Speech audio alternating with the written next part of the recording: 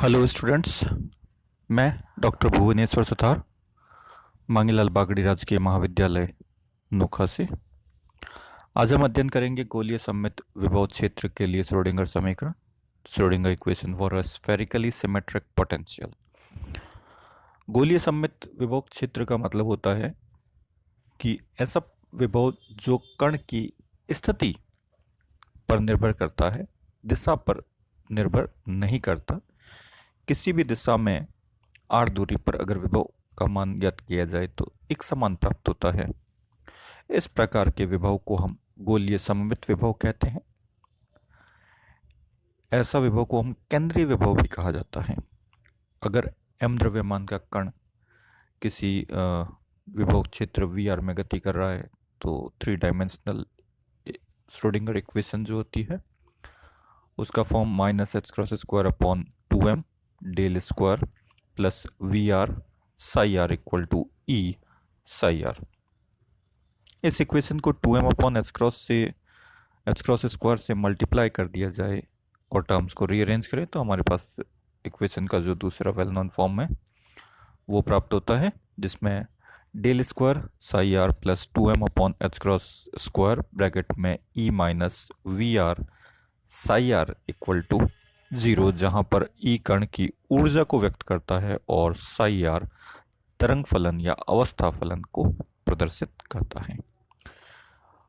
किसी भी परमाणु में इलेक्ट्रॉन पर लगने वाला विभव, नाभिक के कारण इलेक्ट्रॉन पर लगने वाला विभव जो है वह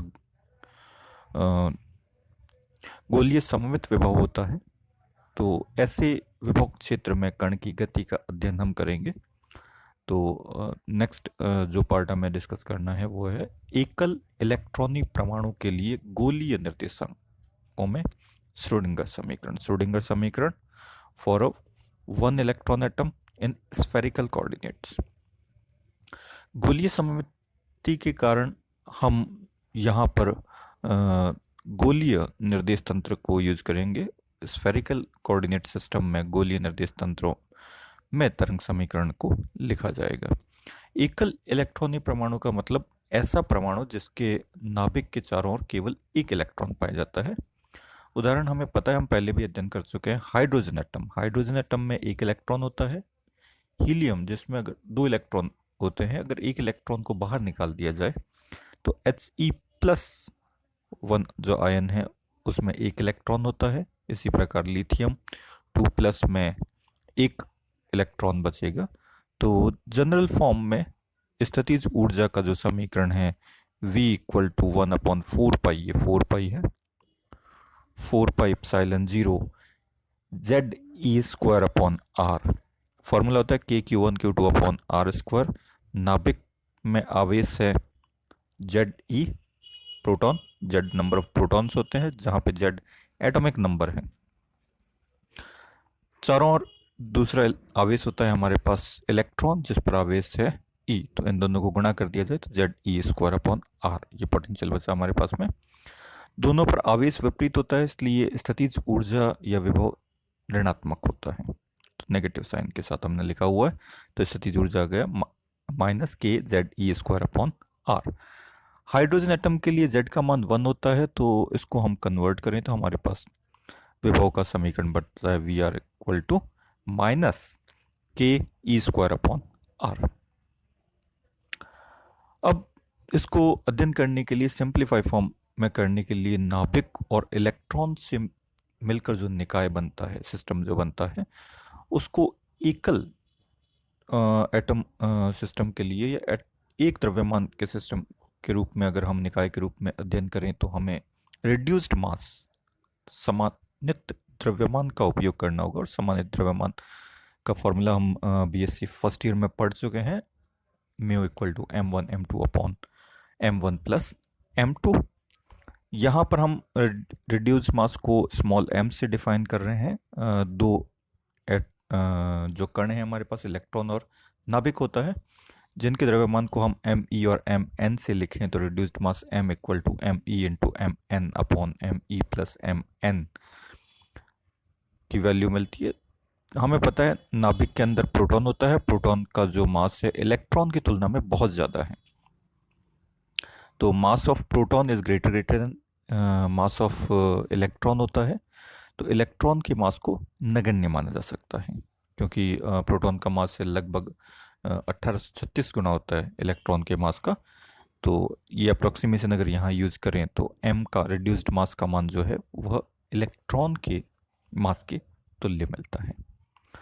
ठीक है, तो अब हमारे पास जो इक्वेशन है वो कुछ इस प्रकार से मिलेगी। Del square psi r plus 2m upon H cross square E minus V r psi r equal to 0। यहाँ पर m जो है वह रिड्यूस्ड मास इलेक्ट्रॉन के मास को यूज किया हुआ है।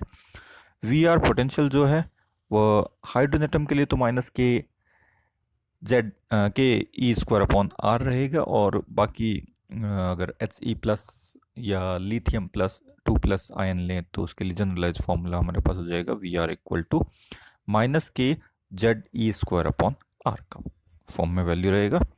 गोलीय निर्देश तंत्र, गोलीय निर्देशांकों में गोलीय सममिति के कारण हम गोलीय निर्देशांक यहाँ पे यूज करेंगे, क्योंकि ये हमारे लिए ज़्यादा उपयुक्त होते हैं।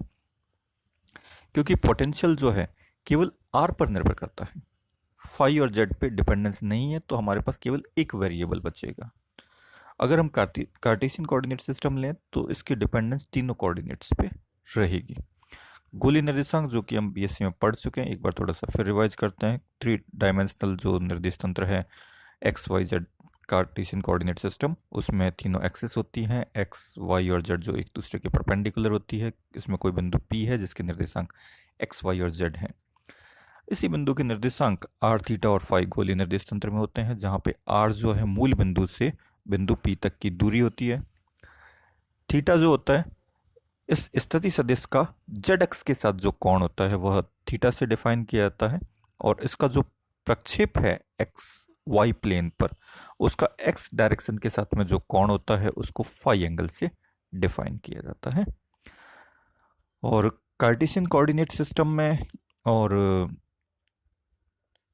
पोलर कोऑर्डिनेट सिस्टम में जो रिलेशन है एक्स वाई और जेड में वो हम जानते हैं। R X equal to R sine theta cos phi, Y equal to R sine theta sine phi, और Z equal to R cos theta. और कार्टेशियन कोऑर्डिनेट सिस्टम में लाप्लासियन डेल स्क्वायर का मान होता है del square upon del X square plus del square upon del Y square plus del square upon del Z square. Polar coordinate system में जो हमारा Laplacian operator है इसका जो मान होता है वह हम पढ़ चुके हैं। Del square equal to 1 upon r square del upon del are, are square del upon del are plus 1 upon r square sine theta del upon del theta sine theta del upon del theta plus 1 upon r square sine square theta del square upon del phi square. तो यहाँ पर 3 partial derivative r theta और phi की form में है। Wave function जो है are theta और फाई का फंक्शन है। इसका मान अगर हम श्रोडिंगर समीकरण में रखते हैं तो हमारे पास 3 डायमेंशनल श्रोडिंगर समीकरण जो है कार्टेशियन कोऑर्डिनेट सिस्टम में वो कुछ इस प्रकार से मिलेगी, जहाँ पे डेल स्क्वायर का मान रख दिया, रिमेनिंग पार्ट है वो सेम रहेगा, उसमें कोई चेंज नहीं आएगा। वेव फंक्शन साइज जो है वह आर थीटा और फाई तीनों का फंक्शन होगा। इस प्रकार की 3 डायमेंशनल श्रोडिंगर इक्वेशन को हल करने के लिए, जो कि एक पार्शियल डिफरेंशियल इक्वेशन है, आंशिक अवकलन समीकरण है, इस प्रकार की आंशिक अवकलन समीकरण को आप मैथमेटिक्स में कई बार सॉल्व कर चुके हैं। इस प्रकार की समीकरण को हल करने के लिए हम चरों की पृथक्करण विधि का उपयोग करते हैं। सेपरेशन ऑफ वेरिएबल मेथड्स को यूज किया जाता है। तो इसके लिए माना तरंग फलन जो कि साई जो है आर थीटा और फाई तीनों का फंक्शन है। तो आर पे डिपेंडेंट एक फंक्शन आर और थीटा और फाई यानी कोणीय पोजीशन पे डिपेंडेंट एक फंक्शन फाई थीटा फाई का जो फंक्शन है उसके गुणनफल के तुल्य है। ये मान लिया। अगर इस प्रकार का वेव फंक्शन है तो इसका मान हम श्रोडिंगर समीकरण में रखेंगे। तो श्रोडिंगर समीकरण का फॉर्म हमारे पास कुछ इस प्रकार से मिल जाएगा। y upon small are square del upon del are, are square del r, चूँकि यहाँ पे फाई का मान रखेंगे तो यहाँ पे आंशिक अवकलन केवल आर के सापेक्ष हो रहा है, तो फाई और थीटा का फंक्शन बाहर कांस्टेंट आ जाएगा। इसी प्रकार यहाँ पे थीटा के सापेक्ष अवकलन कर रहे हैं तो थीटा और फाई वाला फंक्शन है वो ऑपरेट होगा, आई आर वाला फंक्शन है, रेडियल फंक्शन जो है कांस्टेंट होके बाहर आ जाएगा। इसी प्रकार फाई के लिए हो जाएगा, रिमेनिंग पार्ट पे कोई इफेक्ट नहीं होगा।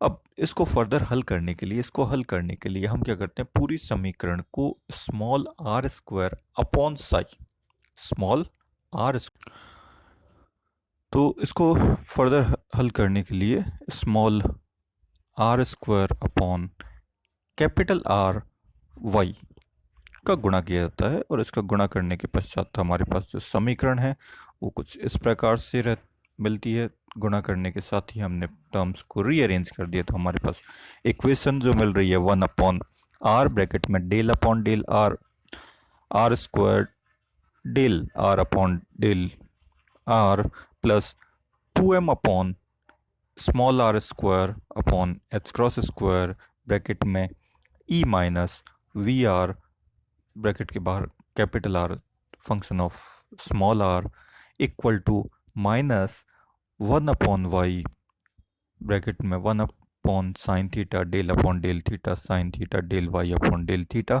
Plus 1 sine square theta del square Y upon del phi square. यहाँ पे हमने गुणा करने के साथ ही टर्म्स को सेपरेट कर दिया है। अब हम देख रहे हैं इस समीकरण का जो लेफ्ट हैंड साइड है वह केवल आर के ऊपर डिपेंड करता है, राइट हैंड साइड जो है वह फाई और थीटा पे डिपेंड कर रहा है। इस प्रकार यदि आर में कोई भी चेंज हो, केवल लेफ्ट हैंड साइड में चेंज होगा, राइट हैंड साइड में कोई चेंज नहीं होगा। अर्थात यह तभी पॉसिबल है जब दोनों पक्ष जो है, लेफ्ट साइड और राइट साइड, सेपरेटली किसी कांस्टेंट के तुल्य हो। तो यह कांस्टेंट हमने मान लिया small L into L plus 1। तो हमारे पास फर्स्ट इक्वेशन जो बनेगी वो ये आएगी, आर पे डिपेंडेंट पार्ट की 1/r del upon del are, are square del are upon del are plus 2m small are square upon H cross square bracket में E minus V R R equal to L into L plus 1। Second जो part है हमारा, इसको हमने rearrange किया, rearrange करके equation का form हमने कुछ इस तरीके से चेंज कर लिया है। तो हमारे पास इक्वेशन मिलेगी 1/r square del upon del are, are square del are upon del are plus 2m upon H cross square E minus V r minus h cross square l into L plus 1/2m upon r square r equal to 0। तो ये are पे dependent part आ गया। हमारे पास त्रिज्यीय समीकरण या radial equations मिल रही है। Phi और थीटा पे डिपेंडेंट जो टर्म है उसको हमने एल इंटू एल प्लस 1 के इक्वल रखा, और इस टर्म्स को अगर रीअरेंज करें तो हमारे पास इक्वेशन का फॉर्म कुछ इस प्रकार से मिलता है, 1 sine theta del upon del theta sine theta del Y upon del theta plus 1 sine square theta del square Y upon del phi square equal to minus l into L plus 1 Y theta phi. तो इस प्रकार हमें दो समीकरणें मिल रही हैं, एक are पे dependent radial equation है, दूसरा फाई पे डिपेंडेंट, फाई और थीटा यानी कोणीय पोजीशन पे डिपेंडेंट पार्ट मिल रहे हैं। इसको फर्दर हल करने के लिए, इसको आगे हल करने के लिए जो थीटा और फाई का जो फंक्शन था वाई, उसको हमने दो अलग अलग फंक्शन, थीटा पे डिपेंडेंट फंक्शन थीटा और फाई पे डिपेंडेंट फंक्शन फाई के गुणनफल के रूप में अगर माने, तो हमारे पास थीटा और फाई पे डिपेंडेंट जो इक्वेशन 9 है उसमें मान रख दिया, और हल रखने के पश्चात हमारे पास वैल्यू बनती है phi upon sine theta del upon del theta sine theta del theta upon del theta plus theta capital theta upon sine square theta del square phi upon del phi square equal to L into L plus 1 theta into phi. पूरी समीकरण में theta phi का divide कर दिया और sign square theta का गुणा करें तो हमारे पास समीकरण मिलती है sine theta upon capital theta del upon del theta sine theta del theta upon del theta plus L into L plus 1 sine square theta equal to minus 1/5 del square, 5/डेल 5 square. इस समीकरण को अगर ध्यान से देखें तो इसका जो लेफ्ट हैंड साइड है वह केवल थीटा पे डिपेंड कर रहा है, राइट हैंड साइड केवल फाई पे डिपेंड कर रहा है। दोनों पक्ष एक दूसरे के ऊपर निर्भर नहीं करते क्योंकि दोनों चर हमारे स्वतंत्र चर हैं। तो यह तभी संभव है जब ये दोनों पक्ष किसी नियतांक के तुल्य हो, और वो नियतांक हम एम स्क्वायर लें। तो हमारे थीटा डिपेंडेंट जो इक्वेशन है वो कुछ इस प्रकार से मिलेगी, 1/sin² theta del upon del theta sine theta del theta upon del theta plus bracket में l into L plus 1 minus m² upon sin² theta capital theta equal to 0। और फाई डिपेंडेंट पार्ट है वो मिलता है del square phi upon del phi square plus m² phi equal to 0। तो इस प्रकार चरों का पृथक्करण विधि को उपयोग कर हमने 3 समीकरणें प्राप्त की, थीटा पे डिपेंडेंट, फाई पे डिपेंडेंट और आर पे डिपेंडेंट। और यहाँ पर हम फाई पे डिपेंडेंट इक्वेशन देखें तो वो हमारे पास एक वेल नोन समीकरण है, द्विघात का समीकरण है जो सरल आवर्त गति के समीकरण के तुल्य होता है। और इस समीकरण का जो सिंपल सॉल्यूशन है वो ई की पावर आयोटा कॉम्प्लेक्स फंक्शन की फॉर्म में मिलता है, ई की पावर आयोटा। और रूट्स इसके फाइंड आउट करें तो हमारे पास फाई का मान आता है ए ई की power iota m phi. M का मान धनात्मक और ऋणात्मक दोनों हो सकते हैं। और कैपिटल ए जो है वह नॉर्मलाइजेशन कॉफिशिएंट है, इसको नॉर्मलाइजेशन कंडीशन पर सामान्यीकरण प्रतिबंध की सहायता से ज्ञात कर सकते हैं। Integration phi star phi d phi equal to 1, इसे सॉल्व करें हमारे पास तो ए स्क्वायर, ए का जो मान है वो आता है 1/√2 पाई। इसके मान का उपयोग करने के साथ ही हमारे पास फाई का जो मान आया है वह आ गया फाई इक्वल टू 1/√2 पाई ई की पावर आयोटा एम फाई। ठीक है, इसी के साथ m जो है वह सिंगल वैल्यूड फंक्शन है और पीरियोडिक फंक्शन होता है। फाई का मान 2 पाई कोण के पश्चात पुनः अपनी जो मान है उसको